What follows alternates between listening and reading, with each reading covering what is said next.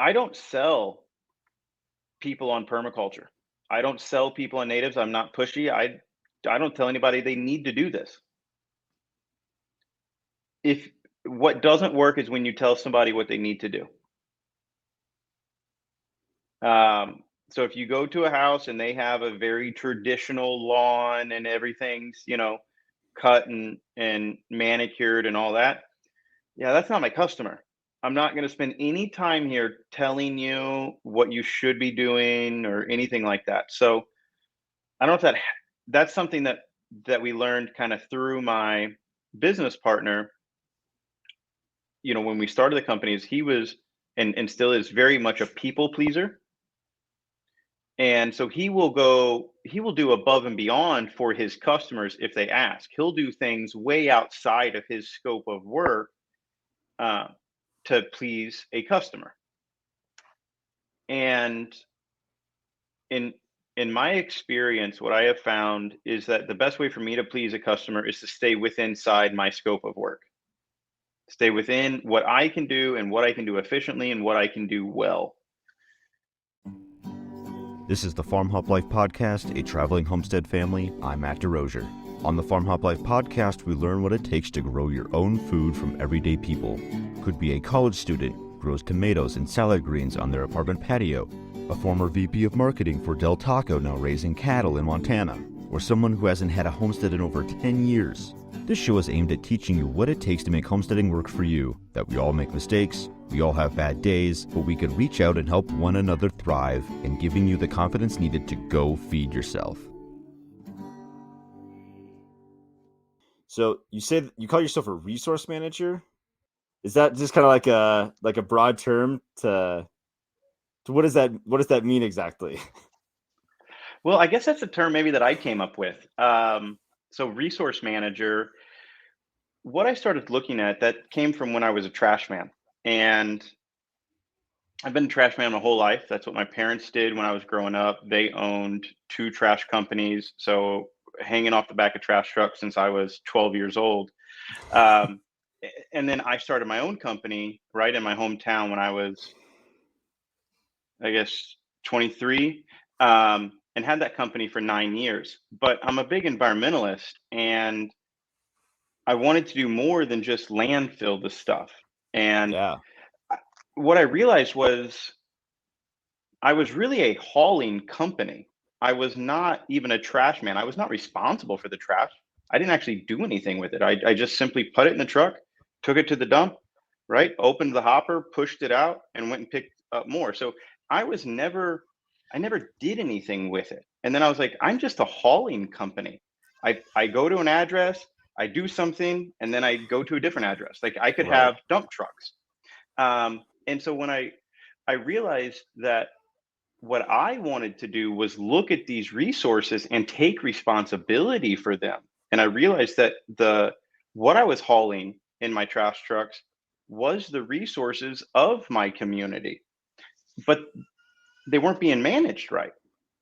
And that basically most of the trash is not actually trash, that they're unwanted resources at the location that they're at. And so I just started looking at trash differently and saying, well, wait a minute, these are our resources. Most of this isn't trash. Um, it's packaging waste, or somebody bought something new, right? So they got to get rid of the old stuff. I can't tell you how many like couches and furniture that we would take and throw it away just because they got a new one. Um, Right. and and right, and so you do that enough, and you're like, wait a minute, I'm first off, I'm not a trash man. None of this is even trash. And so I just started looking at it as the resources that it was, and then trying to say, well, I don't want to just haul it. I want to be responsible for it. I want to find the best things we should be doing for this. How can I put this back into the front side of our resource loop like nature does? And so that's just kind of what came through all of those thoughts and all of those realizations, that I just wanted to look at this problem completely different. Are you saying like trash is just material that's not utilized? Yeah. So, for instance, let's take a water bottle, right? That's something that Yep. everybody's familiar with. An empty water bottle is trash. But to me, it's just an empty water bottle. You fill it up again, people will pay for it. So how is a container lacking a product waste? It seems like the only thing that is just a container that needs something to be put back in it. Right. There was a bottling company, right? A water company literally bought empty bottles. So just because it's now went through a consumer, now all of a sudden it's trash. Well, to me, it just needs to get put back in to the front side of that system. You fill that bottle back up with water again, and now you have a valuable item. And the same with a couch. People would throw it away and call it trash because there's nobody else that'll come get it. The only person Right. that comes to your Sure. house and gets stuff is the trash man. So you set it out with the trash.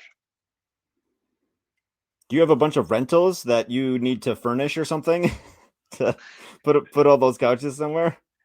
No, we did solve that problem for a little while. I actually opened what ended up just being called a free store, that everything that was reusable, um, we ended up calling it hand to hand recycling, meaning that in your hand it's trash, but all we have to do is put it in somebody else's hand for it to be considered a blessing.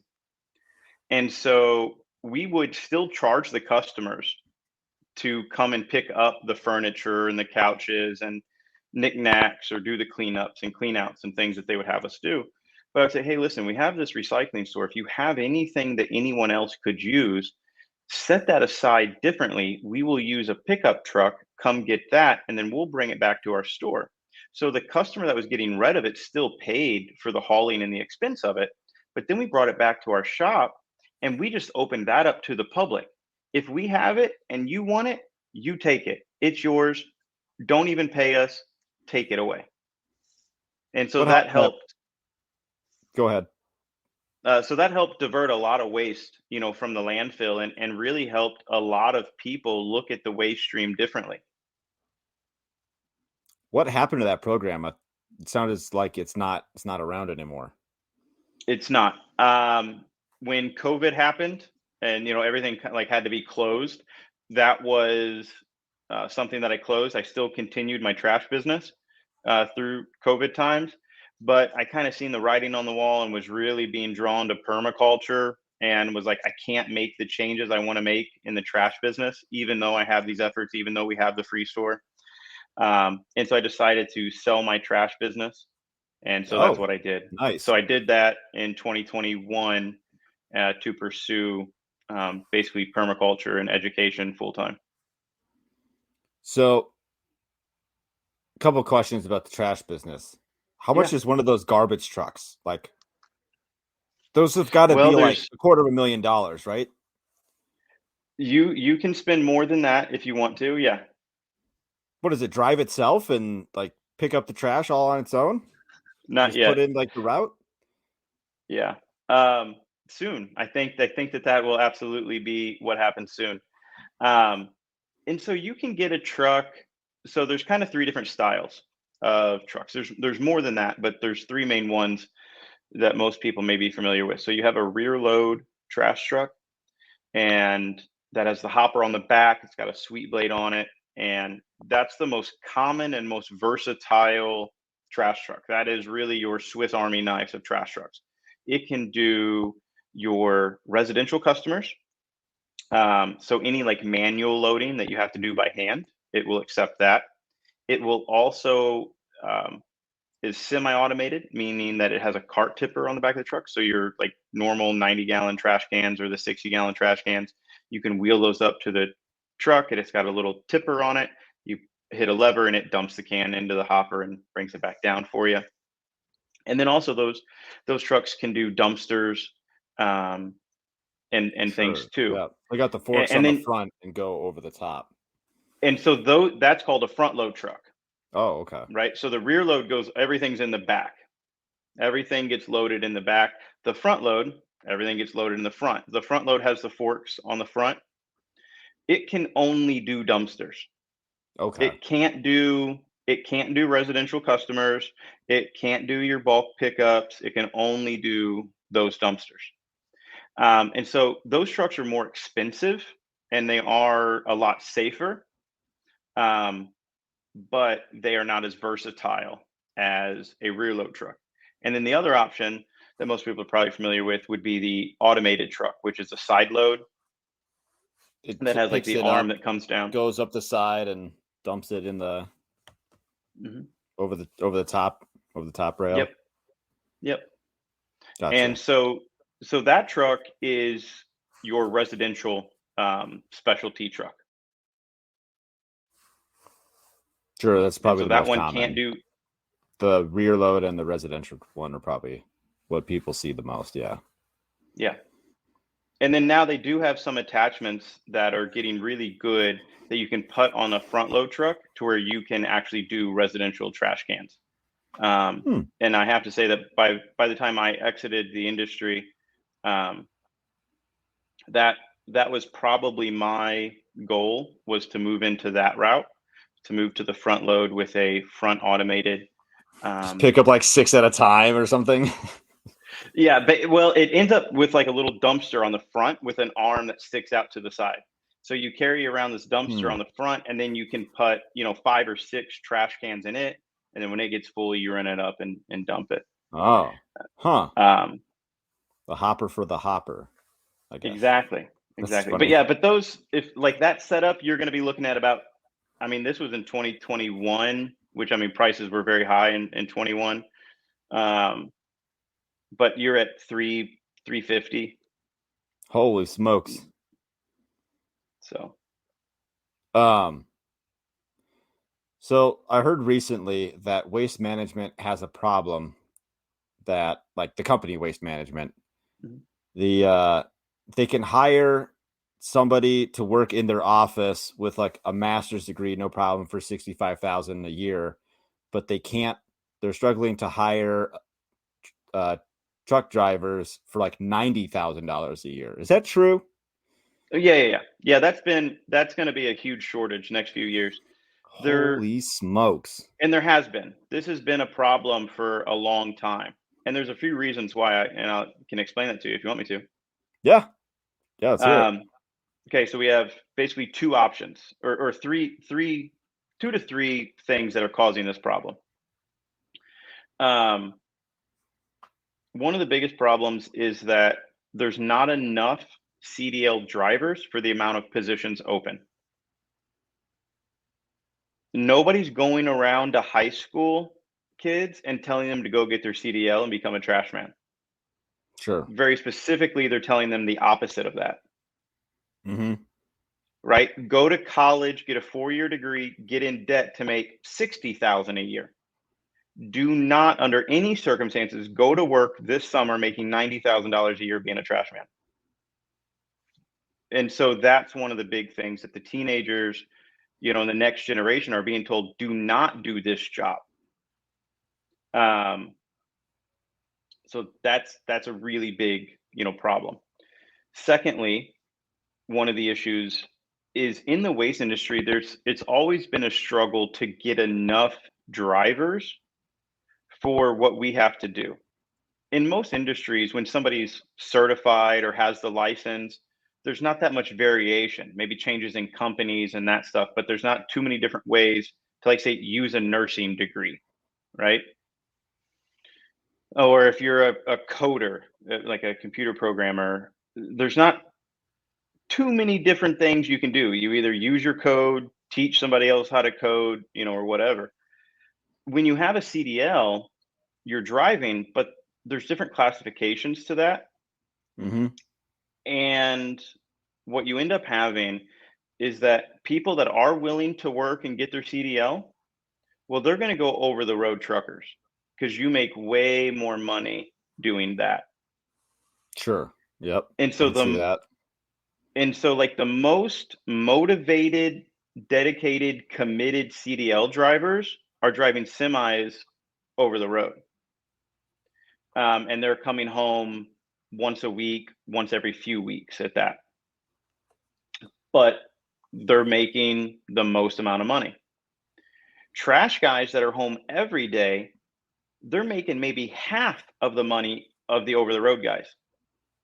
And so you have to find a guy, all right, or a woman that values being home, but is still willing to carry the license, is still Yeah. willing to have the issue, and go through the struggles of it, and have a more physical job. Being a trash man, even if you're running a fully automated truck, so even if you're running a fully automated commercial truck where you're maybe only hitting, 50 dumpsters a day or something, um, you're still servicing 50 different people. How many stops and goes and those types of things, and all the stop signs and stoplights and all that you come to. Whereas an over the road trucker, dude, you're hit your brakes maybe 3 times a day, right? So like you just Right. set that cruise control on and you're just rolling. Yep. It's a completely different job, but yet you need the same classification to do both. Now, most trash trucks are class B is all that you need, and 18 wheelers are class A. Um, but it's basically the same test. So if anybody does go get their CDL, they typically just get an A. So that way they have all the options. Well, as Yep. soon as they have an A, they're going to pull a trailer or they're going over the road, and now they're going to make more money. Wow. Not gonna lie, when I heard that $90,000 number, I'm like, I wonder if my local trash company, because we only got one where I live. You don't have a choice, but they are not hiring in my area, unfortunately. Yeah. But it was, man, 90 grand to drive a trash truck. That, boy, I might have to talk to a couple people I know, like cousins and stuff. Like, you should look into this for real. Like, Yeah, it's a great business. And once you learn it, I mean, there's so many people that, start up their own business and sell it. The corporate guys are basically always buying. So it's not a bad, if you're a hard worker and you're dedicated and you're willing to sacrifice, it's just as hard, as starting a farm or something. But if you're willing to do it, then it's not a bad option. so let's talk about starting a farm. So through your transition here, selling Yeah. your trash business, um, that led you into permaculture because of the waste, seeing the waste stream. How did you even Well, find it? I found permaculture a few years, probably a decade or so ago, about the same time that I started the trash business. I Hmm. got into gardening, sustainable stuff, off grid. I think it probably actually started with just me and a buddy that did like some bug out stuff. Just trying, they were in military, and I Okay. always liked to go hiking and different other things, and was interested in outdoors. And so we kind of built like some bug out bags and did things like that, and just talked about that and like practiced some skills. Um, and then from there, it turned into, I think, just like gardening and dreaming of being off grid and kind of away from the rest of society. And through that, I found permaculture. And that was like the same time I was starting my trash business. Just the idea of being really independent for work, for life, for food, for everything. Um, and to me, I had to keep those separate. But eventually, it all kind of came together where I seen that you could do it.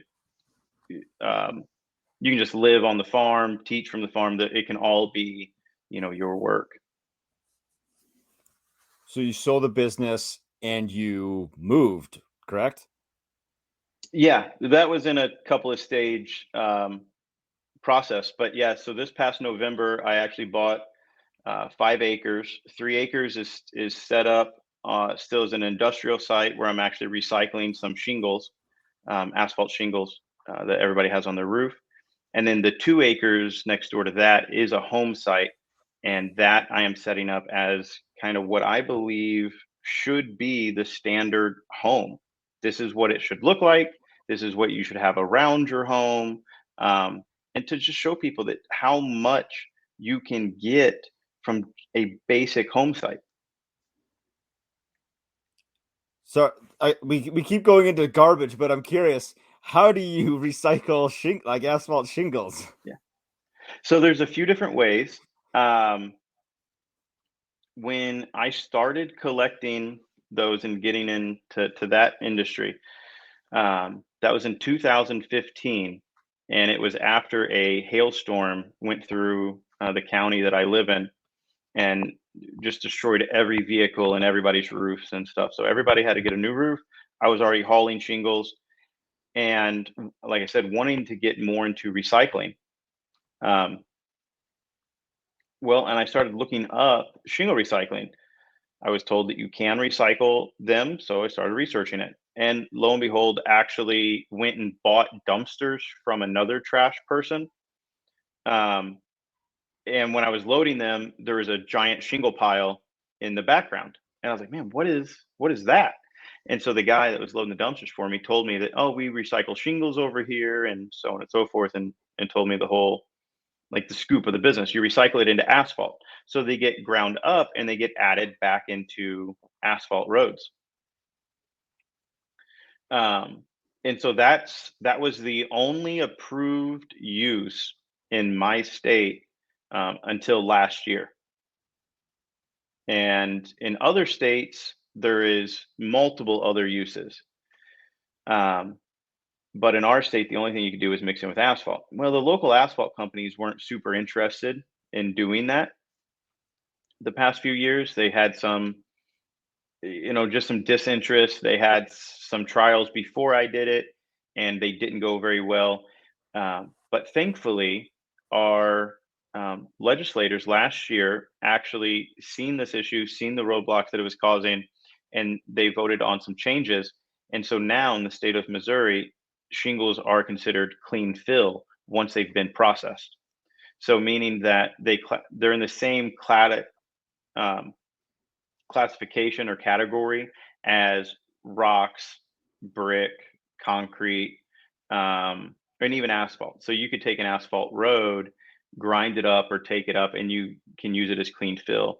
And so now shingles are in the same category as that. So the main thing that I'm looking to do with it myself is actually use it for a little bit of fill in a few spots, and then use it to do residential driveways and parking lots and things like that. So Man, you you mix it must with go through gravel and it.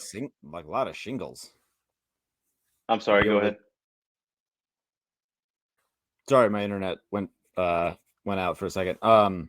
You must go through a lot of shingles to be able to do any sort of driveway or repairs or anything like that. That's a lot, right? Yeah, you're gonna. I mean, currently I have a few thousand tons. You know, so That's yeah, crazy. there's like No wonder you there's need 3 volumes acres. to different things. You know, Yeah, that's crazy. Um, but I mean, like at my trash company, I was landfilling about 100 tons a day. oh my God. So I'm used to big numbers like that, big volumes. Sure, I hear you. So this 2 acre property Mhm. that you're modeling for like what the average home in America could look like how easy it is, and all these things. So what paint us a picture here. What does that look like? Okay. So I can paint you a picture of what I have here on my property.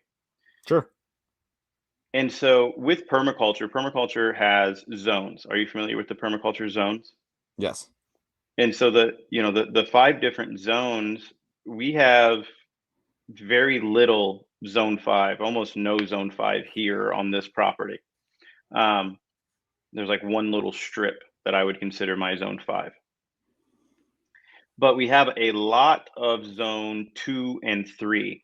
So zone 2 and 3 is where that's the main bulk of crop production or anything that I sell or have like commercial space, that type of stuff. So I actually have a nursery on site that's here and open to the public on that 2 acres. So the front wedge corner of my property actually faces one of the busiest roads in my county. And so I have a greenhouse set up right along that road, garden beds, my sign, that kind of stuff. So I have about a 1/4 acre of the site just designated to my nursery. We have a tiny house that's the office there. And so it's wildflowers, Missouri native wildflowers, Missouri native trees, mostly fruit producing, and then vegetables. Very And nice. so I have that space because, if you're trying to build out a farm and you're trying to build out permaculture and be regenerative, you have to have the plants, and nobody else does. So we have all of our vegetables are heirloom seeds from Baker's Creek. They're all Missouri heirloom seeds. Hmm. Um, and then all of our plants are Missouri natives. And a lot of those seeds we actually collected last year by hand from various sites throughout the county. So we've hand collected our seeds, hand planted them. We mixed our own soil here on site. It came from a cattle farm for some topsoil and then composted horse manure. And then we mixed that on site with local wood chips that we mulch and break down also. So our potting mix is local to us, and that we make it. Our seeds are local to us. Our vegetables, our plants, all of that stuff fits right in with the permaculture design.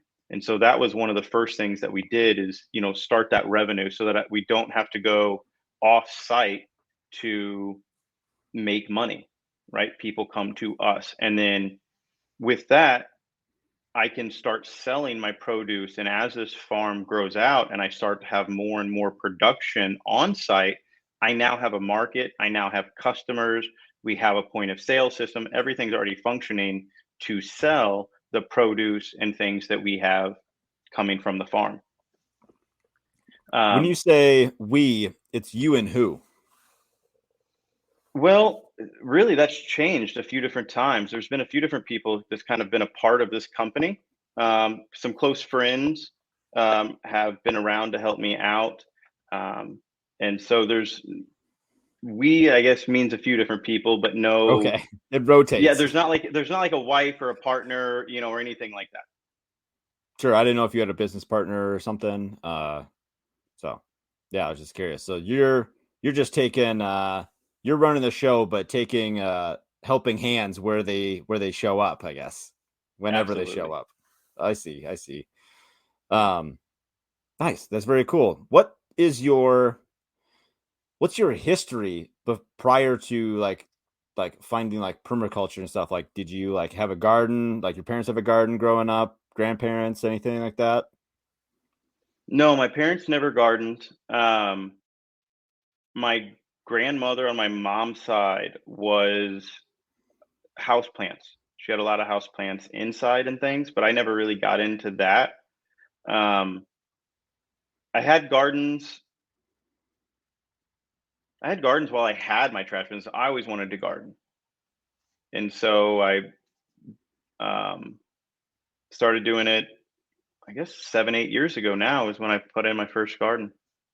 So you had learned a little bit of like about permaculture and then started trying your hand at gardening and just got better and better over the years. And Mhm. then opportunity was right, sold your trash business, got into starting your own nursery. Yeah, yeah. So that's because I was still learning the permaculture world, and I'm actually still completing my permaculture design certificate. Oh, cool. Um, yeah, and so I'm doing Jeff Lawton's online class for that right Very now. cool. And I was like, listen, I'm an entrepreneur, so I can't like go to work for anybody else, and I don't want to move, and there's no permaculture farms around here, so it's not like I can go. So like, all right, I'm gonna start this thing that we have now. And how that got started as lawn to yard is I had a friend of mine that had a lawn care company. and he wanted to sell it or change it. He needed a change in his life, and I was Sure. consulting for him to build his business up to sell it. This was the year after I sold my business, and we worked together for about 3 months. And I just got to think about it. And the team I had with me, a couple of people that were working with me at that time, we went to a trade show in Kentucky for the lawn care industry. And I'm like, man, there's way more people here than there ever was at any of the trash shows that I was at. But yet there's nothing as expensive. This industry is full of mom and pop business. They're like the most expensive thing here was a truck, a big like box truck that came with all the racks and the gear and everything to load out your mowers and stuff. And it was 90 grand. 90 grand's a lot of money, but not when you're used to, listen, man, I can't walk out of here for less than 175. Like if I buy the cheapest thing at the trash show, it's 175. Mm-hmm. The most expensive thing at the mowing show is 90. And I'm like, well, this is a different world. This is exactly the stuff I want to do. Mom and pop business. Um, and a way lower entry point, on asset. Um, and so I talked to my buddy and I was like, hey, what if we just applied my permaculture ideas and my understanding and my history to residential homes, your customers that you already have with your lawn care? What if we just talk to them about getting rid of their lawn and add more garden space, and we'll just reduce our mowing costs?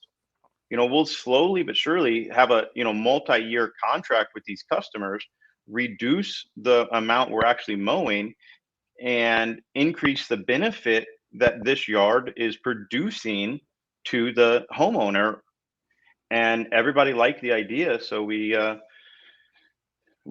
did that. And so me and him worked together for 6 months of last year. But after the 6 months, we really just learned that he actually did want to focus more on the mowing. And I did not want to have really anything to do with mowing. And I wanted to focus more on gardening and installing permaculture stuff. And so it wasn't quite the marriage that we thought that was going to be between these two kind of ideas. And so we went ahead and separated the business. I kept lawn to yard and just continued to focus on it, um, as permaculture and helping people. And so that's basically what I do now is people call or they schedule an interview, um, or a time for me to come out to their house. I go out there, look at what they're doing, talk to them, learn their hopes and fears and goals and that, and then recommend plants, design some things for them, or even do the work also.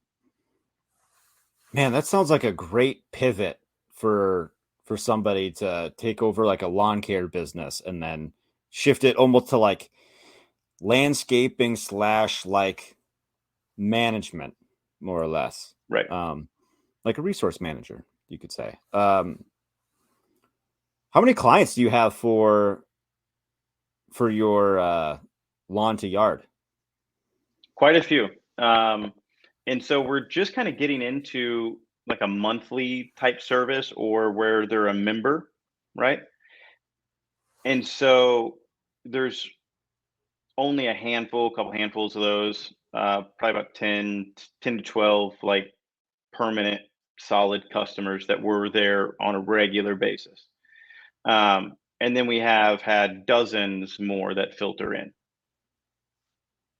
That What's we might go and only do one or two things for that customer, and we haven't went back yet. But then we have a couple of customers, like I said, that 10 to 12 that were there almost every month.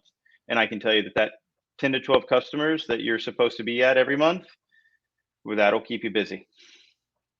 Yeah, I can imagine. I've heard of something similar. A guy, oh man, what is it? Easy Peasy Gardens or something like that. He also has a podcast, but he's over in I think it's Ohio. He does something similar. He basically like maintains people's gardens for them. I think he does the weeding, does like he helps them plant. Sometimes they would just want like him to do all the work, do the planting, do the weeding, do the whatever. And some of them want to like work alongside him, like basically like a hired teacher. Like, Yep. is this a weed? Can I pull this? No, that's not a weed. Like, you're gonna want to like save this. It may look like a weed, but you can use it for this or that kind of thing. Um, but yeah, that's super cool. What kind of like, if someone wanted to do something like this, like what kind of like monthly rates are you charging for people that like show up every month? Well, so the easiest way I can tell anybody that wants to copy this idea, and l- my whole idea with this is that when I do get it all figured out, I can easily franchise it.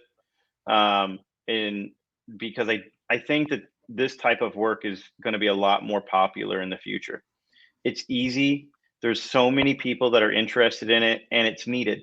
Um, and again, you only need 10 or 12 people really to keep you busy and to, with It's that. pretty So low. it really is. But um, and so it we charge a few different rates, I guess. And so I can break that down for you. So what we do is a couple of standard um, prices, and then we have kind of just a sign up or a membership fee. And that is just a fee to put you on the books. We're going to think about you. We're going to talk about you. We're going to talk to you at times, just like, there's a reservation fee just to take a spot in, within the company. And then Mm-hmm. that covers like me going out initially, meeting with the people, building a design, something like that. Um, and so we do that by the year or by the month. So we charge it for a year, it's $200. By the month, it's $20. And with that, Not bad at all. you're on our books. Um, you also, and since we have the nursery, we give a discount to any of our members. So if you are a member, you get 10% off at our nursery. So if you're buying plants, we're doing some stuff. If you're buying garden soil from us and potting mix and those things, you really quickly get that $200 back a year. Um, and so that's what we charge. Now that doesn't come with any service other than the initial like consultation and design plan, and then you can text us anytime you want with any questions you have. And then we go into labor rates or planting rates and those types of things. So then we have like 6 different services that we offer, where we offer native tree planting, and so that has a price to it. If we do like our raised beds, they have certain prices. We build cedar raised beds, and so we have a price that if you come here and pick them up, it's this price. If we bring them to you and install it, it's this price. And Man, so you're that's getting like a whole lot of like different facets of like kind of like all these little add-ons, like 10% off, stuff in the nursery, like providing you plants. Like that's a nice upsell. The cedar raised beds, that's a nice upsell. This is awesome. I love this. yeah, well, and that's the thing. Like, if I was just doing the landscaping side, there's nowhere I can go to buy the plants I want, right? Right. And so it's like, Yeah. well, okay, I got to solve that problem. Um, well, nobody has raised cedar garden beds that I can go get. So if I have customers that want raised beds, I have to build them, but I can't go to the store and buy cedar. So it's like, well, so now I'm just buying cedar straight from a milling company, and we're just making them ourselves. And then some, in this industry, what I found is that you either get customers that want to be kind of hands off, and so they want you to do as much of it as possible, or they want to do as much of it as possible, and they kind of want just some instruction and some help and some guidance and somebody they can ask questions to. Right. They need kind of like like a single person that they trust that they can go to with questions instead of like doing a Google search, trying to figure it out. Like, no, that doesn't work in your area. You gotta do it this way, but they didn't know that, and so like the whole thing's like screwed up. Or yeah, Yep. Yeah, I And can so see what I that. do is just put it together. We make the plan. We figure out, yeah, some raised beds would be good. You need some dirt. I can sell you the dirt. I can bring the dirt. I can bring the raised beds. I can put it all together for you if you want me to. So What? we offer, go ahead. Oh, I was just gonna say, why don't you finish your thought, and I'll ask my next question. So one of the things I tell customers is that we offer everything from the design, right, to the materials, to the actual work of installing the design and the materials. So what hasn't worked? So like you're almost a year into this. Is that Mhm. that about right? Yep. So what hasn't worked so far? Trying to tell anybody that they need to go native or that they need gardens and those types of things. Can you expand on S- that? Yeah, so I don't sell people on permaculture. I don't sell people on natives. I'm not pushy. I don't tell anybody they need to do this. If What doesn't work is when you tell somebody what they need to do. So if you go to a house and they have a very traditional lawn and everything's, cut and manicured and all that, yeah, that's not my customer. I'm not going to spend any time here telling you what you should be doing or anything like that. So I don't know if that's something that we learned kind of through my business partner. When we started the companies, he was and still is very much a people pleaser. And so he will do above and beyond for his customers if they ask. He'll do things way outside of his scope of work uh, to please a customer. And in in my experience, what I have found is that the best way for me to please a customer is to stay within inside my scope of work. Stay within what I can do and what I can do efficiently and what I can do well. So you have that narrow focus, and you're not trying to like get distracted by trying to do something. I can see that. That makes Every sense. every time I've grabbed something that's kind of right outside, I end up regretting it. Can you give an example? Sure. So I have a customer right now who we're doing a bunch of gardening and like native plants for and planting some of that stuff out. But then she had a deck and it's a standard face of the front of her deck and around the other sides that just had that white lattice, fencing stuff up. And she hated it. She wanted regular real wood up. Well, I mean, I got saws, I got screw guns, I can build things. I'm not a carpenter by any means, but yeah, I can do that. So she asked, she was like, "Hey, would you be able to do this for me?" Yeah, of course I can. And we did do it, but a project that should have taken me a half a day is what I was expecting. When you get there and you start working on it, well, nothing's square, nothing's true. And it's like, hey, this is a little more complicated, to solve all these little problems. And so it ended up taking like 2.5 days, right, to finish this project. And it would have taken me one whole day if I would have gotten just to focus on it. But because it just threw up wrinkles and it was off of the normal list, I didn't have the right tools in the truck and all of that stuff. It's just like, oh, this is why you don't do things that you don't do. Like you just move forward. So if I'm going to plant plants or trees, we know what we need. We throw every tool of that in the truck and then you just go. Right. You can stick to being a specialist instead of a generalist. Yes. And so like Yeah, and then today, it rained here and I built a greenhouse. I have another customer that ordered a 10 by 20 greenhouse. Well, I built that this afternoon oh, in my nice. shop. And so it's just like, okay, so I can build a good structure and get some value out of a half a day of my time woodworking, but not on site at a customer's house doing a deck or something like that. No, that makes a lot of sense. That and then it makes it easier to say no. Also, that you it's like I'm just not set up to do that. Sorry. Like, hey, can you, also blah, blah, blah, blah. Like, I know a guy that can do that, but it's not me. Exactly. You can just refer people and just say no. Like if you got plenty of work to do, you're not, you know, if you're not starving to make ends meet, yeah, you can say no to things. Or if you do have to say yes to things, charge more for it because it's out of your scope of work. Like, and if maybe the price tag will turn them off, but if it doesn't, at least you got well paid, paid well for that extra work, I suppose.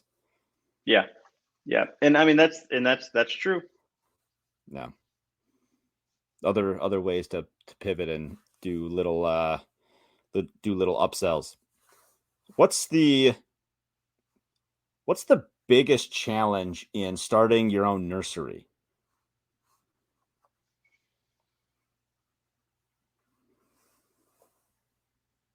Well, there's been a few. Um, there's so much learning, right? I don't know if I could put any of them specifically to this nursery necessarily. That may not be true for anybody else. In my in my experience, like in the trash business, I've owned companies. I have experience. I would think that it would be maybe easier for me versus somebody who's never done it before.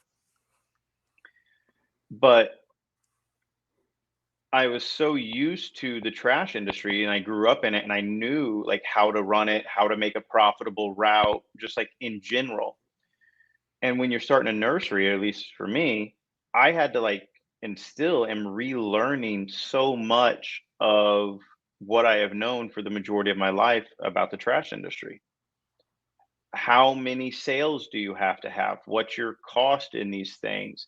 How long do they last? Like, what size of pots should you plant certain things in to determine the growth rate to sale date? And so some of the stuff we've had to up pot twice because we've started it so early and then it outgrew, the cells that we grew it in.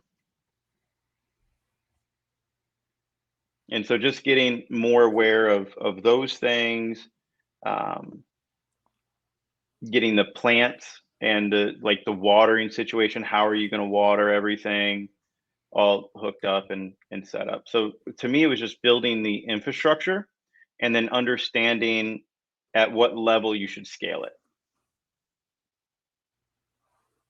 How large are you trying to scale it? Um, so right now, the one greenhouse we have is about 15-foot wide by 100-foot long. And so and it's lined with plants down the center and down both sides. Um, so there's probably we carry about 6,000 plants at a time.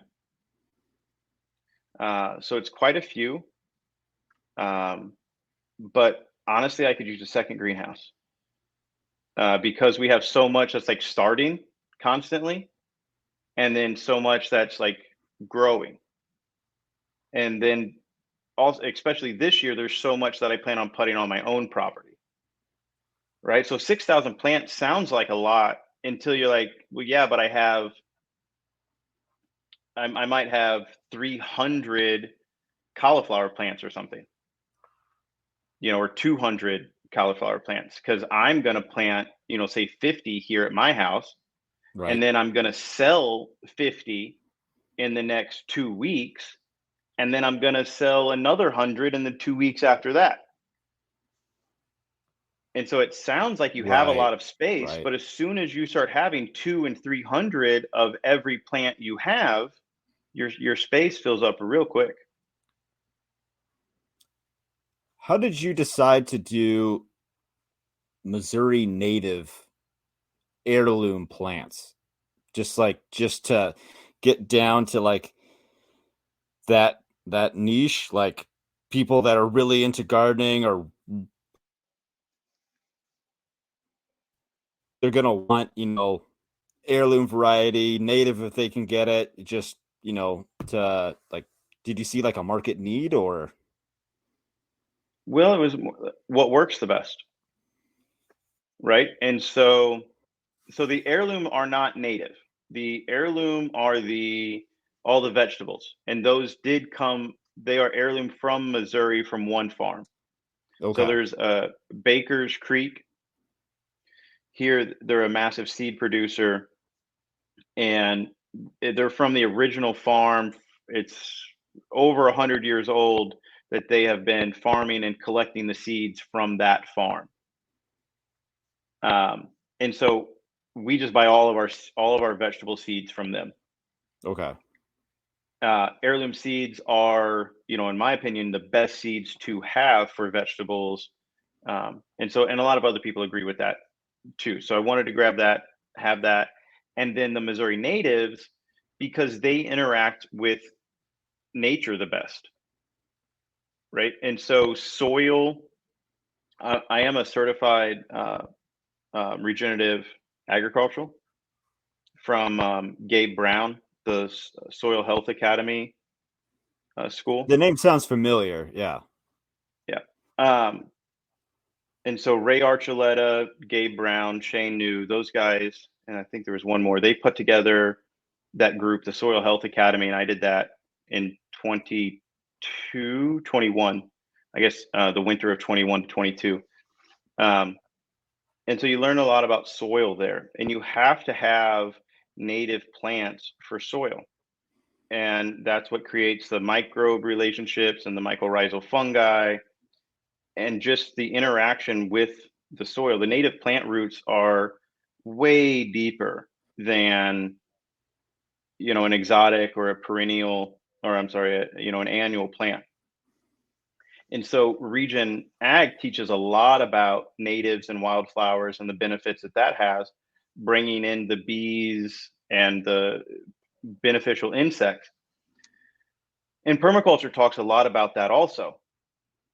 And so to me, it's like, wait a minute, there's so many natives that produce food or that have medicinal properties. Once you start looking at those, let me take the permaculture design principles and really focus those on natives. And so it's kind of, for me, it was a mix of those two goals.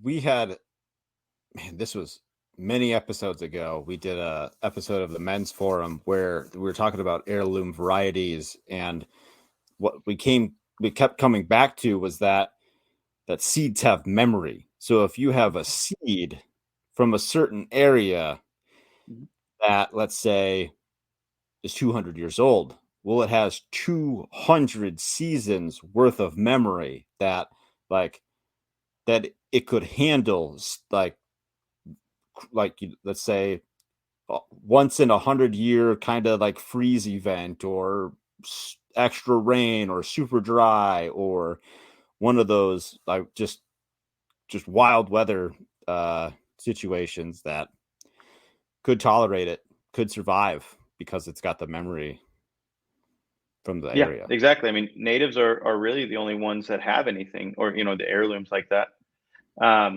So one of the really cool features about that is, for example, milkweed. So milkweed is that's the host plant for the monarch butterfly. And so that's the only food source that monarchs eat. That's the only spot that they lay their eggs. So they have to have milkweed. There's multiple different kinds of milkweed, but they have to have milkweed. But the milkweed blooms basically based off of the range that it's in. So if you took a Texas milkweed and took it to Michigan, that seed, that plant is not going to know that it's in Michigan. That seed, like you just said, has a memory, and it's going to bloom on Texas time, right? It's not going to bloom on Michigan time. Well, what happens? There's no monarchs there. There's nobody there for the plant when it's supposed to be getting accessed by monarchs, because the monarchs are still in Texas. So you can't have even milkweed that's native through the whole Midwest. You can't move it it has to be a local milkweed for it to actually work in your site the way you want it to. And that's true for Because all plants. I'm assuming that the monarchs are also their time is on when things are blooming in various states, like as they go north or south or whichever direction that they're traveling, that they know when and where the milkweed's blooming. Correct. Gotcha. Nice. And so, yeah, just kind of like learning these different pieces of data. It's like, hey, we got to be kind of focused. Like, it seems like if you're not focused, you could be wasting your time. So why not just focus and make sure that everything's as local as possible? Right. So what's the best part about starting your own nursery or gardening or homesteading, whatever it is? What's your favorite parts? The customers, Why is that? the customers for sure. It's just so much different than what I'm used to. Um, with the trash business, you had so many customers. I mean, thousands and thousands. You could not know all of them. Um, but it is such a cheap service, right? For what you do, that you have to have thousands.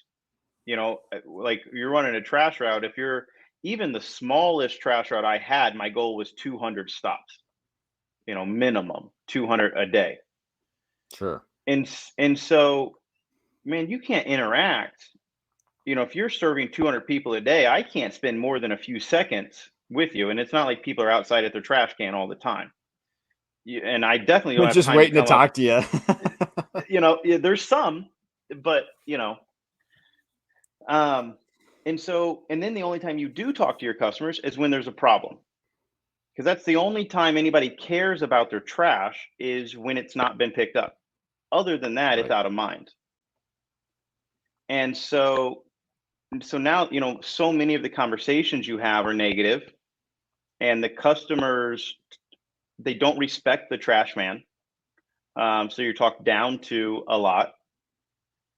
Sure. And so completely different experience. And now I'm viewed as like an educator, and I'm helping people.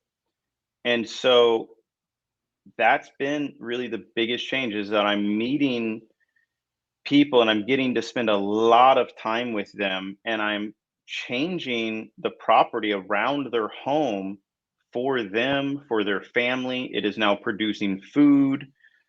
It's a way more intimate relationship, and it's something that I've been able to feel more proud of and more value by doing. And I get to build a bond. And I can tell you, I've had many customers that have came here and offered to volunteer or are volunteering. None of my customers never volunteered to go run a trash route for me. Not, that didn't happen. Right. Oh man, that's kind of funny. Yeah, So it's it's just, one of those things, like trash pickup is like, it's a necessity and they want it as cheap as possible. And like, which I'm no different, right? So we right. we put out our trash, like, because I'm cheap, once a month. 190, whatever you said, 90 gallon, 60 gallon, I don't know the size, trash can a month for our little family of 4, because I didn't want to pay an extra $20 a month to have them pick it up every week. So Yep. yeah, but I don't try to, I don't get mad at the trash guys. Like, the hardest part is really to remember which day of the month you're going to put your trash out on the curb. Like, we try to make it the last whatever Tuesday of the month, or whatever the day is. Just make that the day. But sometimes you forget, and then it has to roll into the next month. And like, oh dang it, now we're like, our trash is like super full. How are we gonna then we call up the neighbors. Hey, can we put some of our trash in your can? Because they get theirs picked up every week. Where we just, I don't know, we compost a lot. We've got like a burn barrel for like papers and just, I don't know, thick cardboard, I guess. And I don't know. I suppose that I could be doing more with it than that. But you probably like shake your finger at me like, no, don't don't be burning your paper. You can use that. But I mean, I think that there's a cost, to everything. And here's what I learned about recycling. As soon as you have to transport the material, you're not really doing any positive, Sure.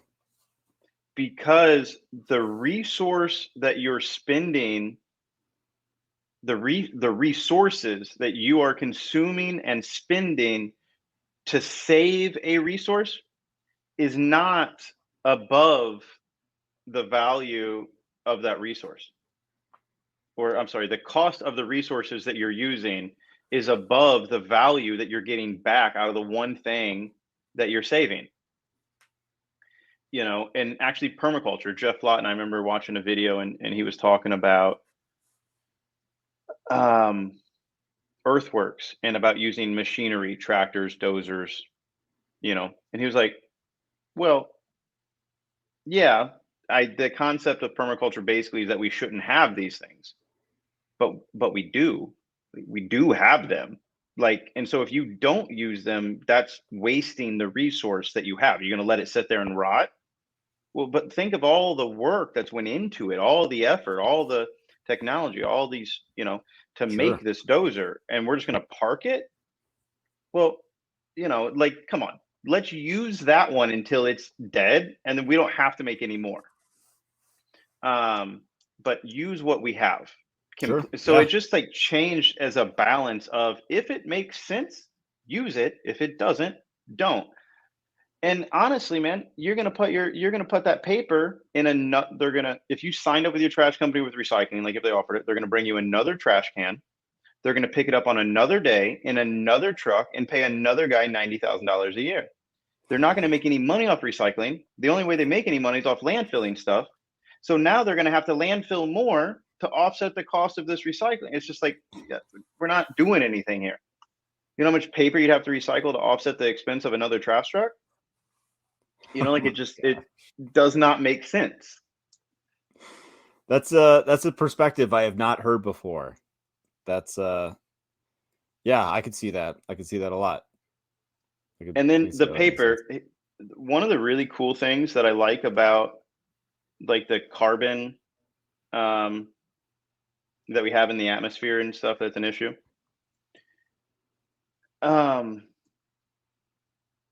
Is that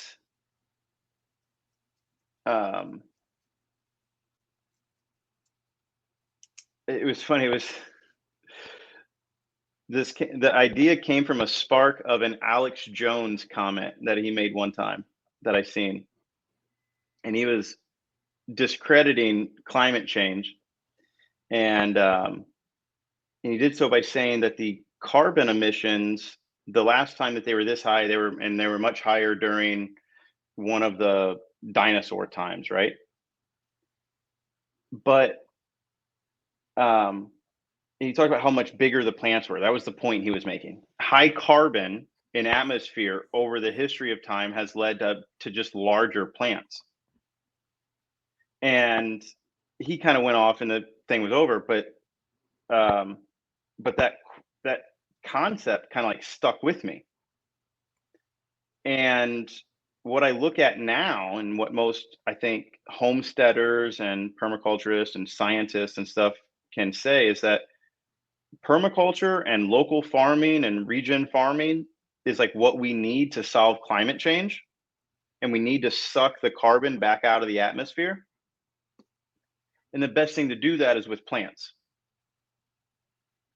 And then other people will talk about that we don't have the time for like regenerative farming practices because we have such a demand for food. right? And our population's so high that we have to get these factory farms out. We have to do this, we have to do that. But it's like, well, the carbon's in the atmosphere that the plants need to solve the food crisis that we have now because of our population. So if we would not have pumped as much carbon into the atmosphere as we've done for the last 120 years, we would not have such a great opportunity to farm and to pull that carbon back out. The reason why our forest and so much of our stuff can do so well in the perceived future is the amount of carbon we have in the atmosphere that they have it to pull from. So it's kind of Yeah. a blessing if we use it. The carbon in the atmosphere is a resource to the next 20, 30 years of trees and plants and things that we want to grow. Or if we do nothing and continue to factory farm, it's going to be a problem. You'll oh, there, I'm back. You'll get a kick out of this. So I work for a fiber optic company. It's not for internet, it's for data acquisition. And what we do, part of what we do is we run alongside well drilling for carbon capture projects. And I was just on a job in Wyoming, brand new carbon capture well. And just today I saw the total price of the well, like total cost of the install for all the parts and pieces to be there, $7.5 million. How many plants could we plant for $7.5 million? If your nursery was given $7.5 million, I bet you could put out a lot of plants. Absolutely. And there's issues with it anyways. So I'm not even sure if it's 100% usable, but that remains to be seen. So that's just shake my head, do my job, I guess. But like in that sense, you can put dollars and cents to it, right? Whereas if you say, "Hey, I'm gonna give me $7 million," say that to investors, say that to a bank, say it to whoever you want to say that to. If you say, "I'm going to build a forest," right? Like, well, okay, well, how am I going to get my money back? But you say, I'm gonna build a well, and then probably that well has the carbon credits. Yes. And then you can sell those carbon credits, and then you're gonna make $1 million a year for the next 20 years. Whereas a forest doesn't carry the same weight into a government, even though it's sucking more carbon into the soil and storing it in a much better way. There's no carbon credits for it, so our economy has not put a dollar amount associated with that yet, and so there's no way to value it to bankers, to investors, to anyone, and there's no way to sell the value of it, even though we can all see it and agree. It's just if at that the was economy level. Yeah, if that was the true goal, was the carbon, which is it? I don't know. Probably doesn't seem like it is. Doesn't seem like the carbon is actually the goal. Looking at it that way, because then just plant a bunch of trees, make everything look nicer. You wouldn't have this monstrous. Well, let's see. It's the well drilling's up now, but eventually it goes away, and it's just like this little tree in the middle, like they call it a tree. It's like just like a little pump thingy sticking up in the middle of a field somewhere in Wyoming. So it's, man, it just blew my mind just how much money is in this stuff, just for one little carbon capture well. Right, but I would imagine, but there's more than that on revenue. If there's 7.5 being spent, there's probably 15 in revenue coming from somewhere in the next 20 years. Right? So where's the 15 coming from? And then how do we just get, how does anyone just get that to qualify, for something? Yeah, I don't get the value. Like, what what are they putting the value on? Like, it just doesn't make, the back end just does not make sense to me at all. I don't get it. Because I know like a local landfill, because landfills have those carbon and methane pipes and stuff that they'll pipe out of the landfill, and then they have a little torch and they burn it, right? Sometimes if you have a landfill that's old enough, has the right gas, they can pipe that the methane into compressed natural gas, and then you can Sure. actually you can get compressed natural gas trucks and run them on that. And so that's been a better use of the methane, but not super common yet. But this landfill that I toured, they they actually received carbon credits for what they did with their landfill gas in an excess, because they also got fined, right, for being a landfill. But the carbon credits offset that fine, plus they sold.